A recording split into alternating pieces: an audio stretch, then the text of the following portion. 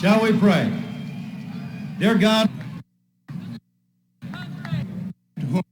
to 4 terms, longer than anyone else, as the governor of the state of this great state of Ohio. He also happens to be the best governor this state has ever had, the Honorable James A. Rhodes. Thank you, Bob. Thank you, Bob, and distinguished guests.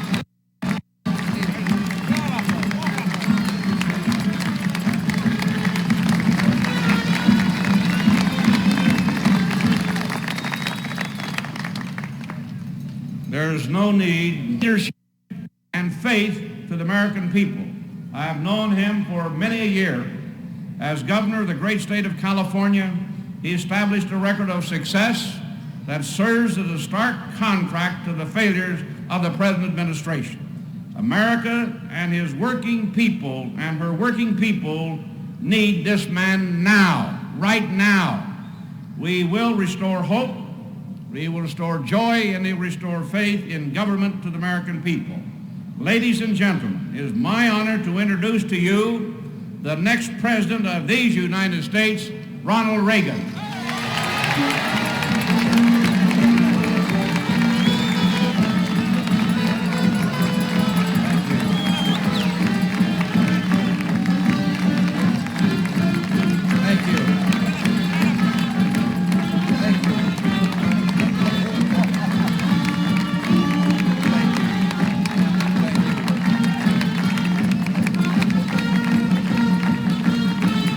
Thank you very much.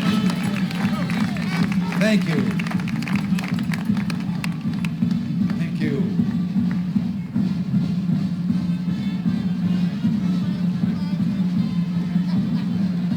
Guess I gotta wait. I can't sing.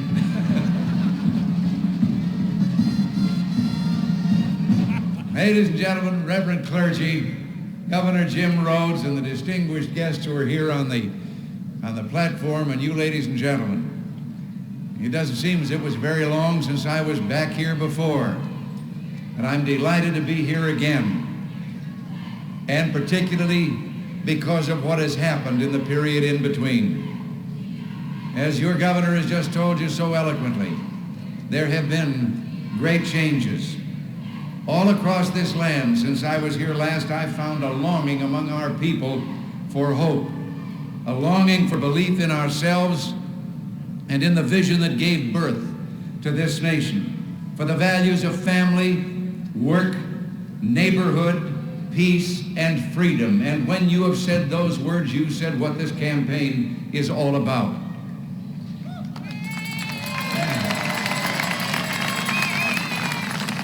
This election concerns what has been already done to the American people and what would continue if we're given 4 more years of disaster.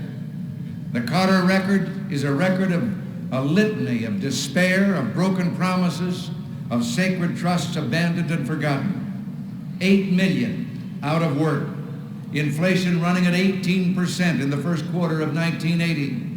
Black unemployment nationwide at about 14%, higher than in any single year since separate statistics were kept. 4 straight major deficits run up by Carter and his friends in Congress, and the highest interest rate since the Civil War, reaching at times close to 20%. Productivity falling for 6 straight quarters among the most productive people in history.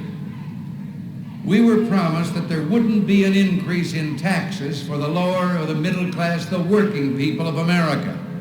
We have had imposed on the American families the largest single tax increase in our nation's history. He tries to tell us that we're only in a recession, not a depression, as if definitions or words would relieve our suffering. Well, if it's a definition he wants, I'll give him one. A recession is when your neighbor loses his job. A depression is when you lose yours.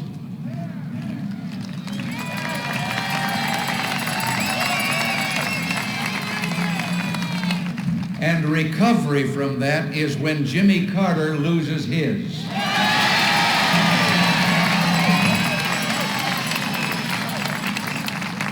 I've talked with unemployed workers all across this country.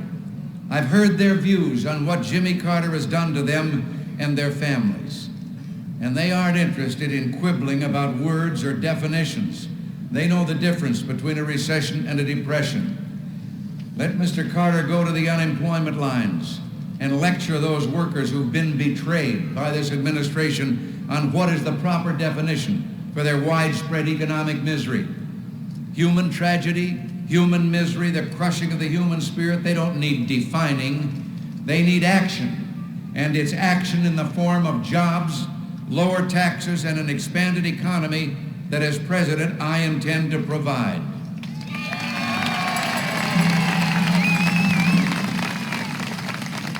Now, you know, in 1976, he said he would bring unemployment down and inflation both down to around 3%. Now, unemployment is now around 8% nationwide, but you know, that doesn't tell the whole story.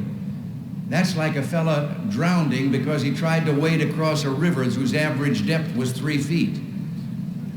There are 19.5% unemployed in the city that I was in yesterday. There are 25% unemployed in Flint, Michigan. Your own percentage of unemployed in this city is greater than the national average. And when he started, inflation was only 4.8% and unemployment was only 6%. He ran on the slogan, "I'll never lie to you." You know, after hearing that about 20 times, I was reminded of the poet's line, Ralph Waldo Emerson. He said, "The louder he talked of his honor, the faster we counted our spoons." Now he's come up with his 5th new economic program. You know, he talks in presenting that as if someone else has been in charge for the last 3.5 years. Well, it won't work. It's cynical and it's political and it's too late. Now let me, if I could, take a few minutes and tell you something, some damage that may not be as obvious as what I've been talking about, but it's the damage this administration has done to the energy security, to our ability to remain free of OPEC, and to our ability to fuel the kind of economic growth that can provide decent jobs for the poor and the unemployed. Recently, I came across a speech that has as much to tell about the energy situation today. The speaker said, "Our nation must act. Neither the world economy nor the American economy can withstand a continuation of present circumstances and trends. We move boldly toward a goal of reasonable national energy self-sufficiency." So spoke candidate Jimmy Carter on July 11, 1975. But President Carter called for the moral equivalent of war and created then the Department of Energy, which is the bureaucratic equivalent of the surrender on the deck of the Missouri at the end of World War II. The world and the nation cannot withstand a continuation of current policies. He's tried to hide the reality of this increasing threat to our energy security with misleading rhetoric and incomplete facts. Last month, at the Democratic Convention, he boasted that we've reversed decades of dangerous and growing dependence on foreign oil and have a program to secure America's energy future. You know, when I read those words, I recalled when Winston Churchill in the British Parliament expressed the opinion that one of his opponent's statements was scarcely believable. And his opponent angrily demanded, "Sir, are you accusing me of lying?" And Winston said, "Not at all, but I do believe you commit terminological inexactitudes." I have to say that Mr. Carter's view on our energy situation might have more to do with his desire for re-election than it does with the facts of energy.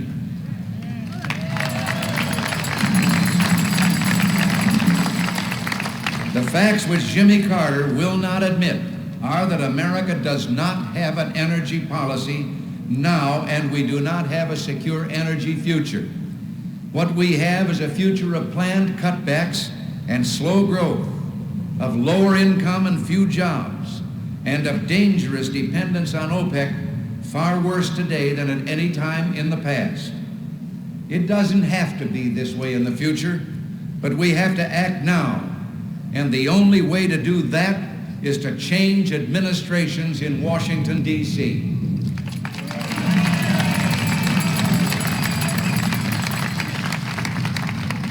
For 3 years and 8 months, Mr. Carter has led us to believe that there's an acute shortage of energy resources in this country.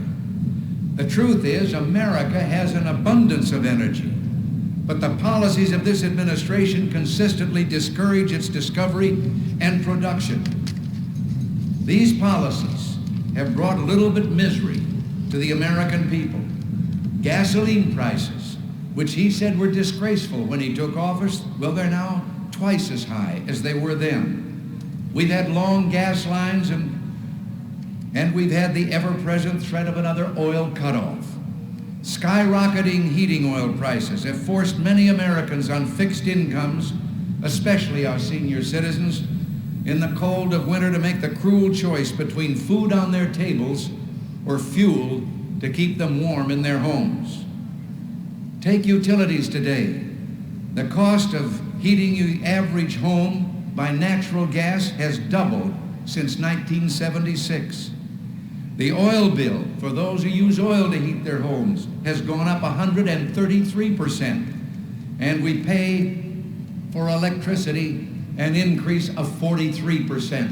And this isn't the fault of the utility companies. This is the fault of the energy policies of the Carter administration. Our entire economy, our people's jobs, and our standard of living are in jeopardy because of our crippling dependence on OPEC oil. Yet the saddest part of this Carter mess is that one of its own reports establishes beyond any doubt the fact that we can be more self-sufficient in energy. Such a report was placed on the President's desk this year. It is the Carter administration's annual report to Congress, and it deals with the energy resources of our country, prepared by his own Energy Department. This report, along with the reports from the U.S. Geological Survey, shows that on the basis of current rates of consumption, America has a proven and potential 47-year supply of oil, including oil shale, a 27-year supply of natural gas, and at least a 321-year supply of coal. And as the governor said, there are the figures, his own figures from his own departments, right there on that billboard for anyone to look at and study. They're not my figures. They're the official estimates of the Department of Energy and the U.S. Geological Survey. And let me give you a little more encouragement. Both of those particular agencies happen to be extremely pessimistic and conservative anytime they estimate what we have in energy. So you could probably add comfortably more than what I have said. But those are the figures that he had to deal with, and those are the figures he's been concealing from the American people.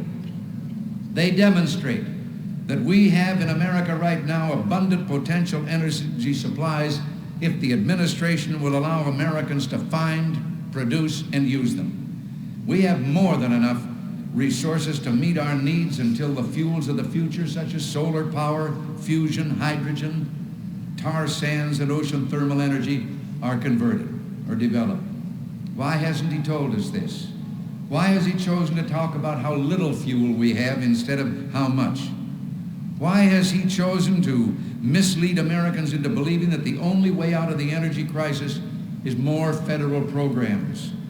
Government regulations and production barriers are two of the chief causes of the energy crisis we're already in. When Mr. Carter says we don't have enough energy at home, what he really means is his policies won't let Americans find and produce the energy at home that we need.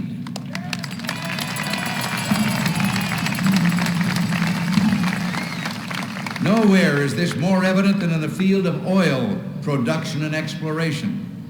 Mr. Carter's oil excise tax, which he calls a windfall profits tax, will reduce oil production in this country by more than 500,000 barrels a day by 1990. enough oil to fuel nearly 250,000 cars. Other estimates of the production loss are more than 3 times as great, including oil equivalent. A production loss equal to more than 1/4 of our oil imports. An energy tax that reduces energy production by that much is a bad tax. Mr. Carter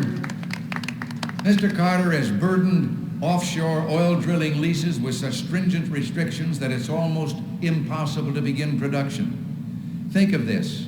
Only 2% of the entire